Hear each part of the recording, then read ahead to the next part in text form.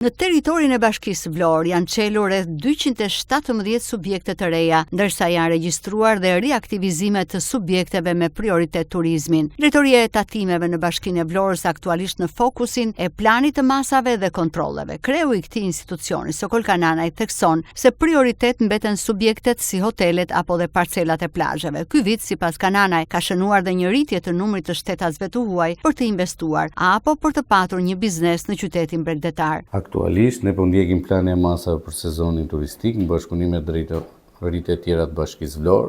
Kemi hartuar një plan specifik i cili në ndjek hapasapi të gjithë subjektet që ushtrojnë aktivitet në zonat bregdetare apo që ushtrojnë aktivitet sezonal. Kemi marrë përditësime në të dhëna duke filluar nga sipërfaqet, plazhet dhe deri te hotelet sipas ligjit të ri VKM-s i ka ardhur për tarifimin e tyre. Aktualisht janë 217 subjekte të rinj të hapur për këtë periudhë, vazhdon rritja e numrit tyre, sidomos dhe në subjekte kanë qenë pasiv, kanë riaktivizuar aktivitetin e tyre. Kjo ka bërë që këtë vit shikohet një trend i personave të huaj, të cilët po ushtrojnë aktivitet në qytetin e Vlorës, sidomos italian apo dhe të tjerë të cilët kanë zgjedhur të ushtrojnë aktivitet në qytetin e Vlorës.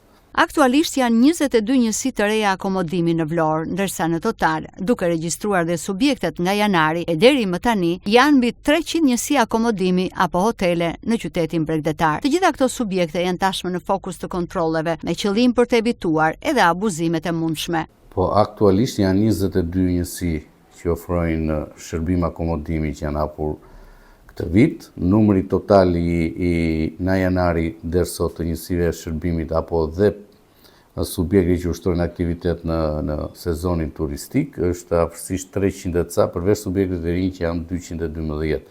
300 janë riaktivizuar duke pas ndryshime, nëse ka qenë bar, restorant, janë shtuar në kapacitete, kanë futur dhoma, kanë futur ambiente me qera, kanë futur shërbime duke ofruar turizmin. Ka pas dhe një numër në rritje numrin e taksive që operojnë në qytetin e Vlorës për të kryer këto shërbime sa më në ndihmë të këtyre subjekte. Gjithashtu vazhdon dhe ndjekja e subjekte që ushtrojnë aktivitet në territorin ose në bregdet, cilat janë anije turistike dhe këtu kemi një numër të shtimit tyre dhe mjetet lundruese.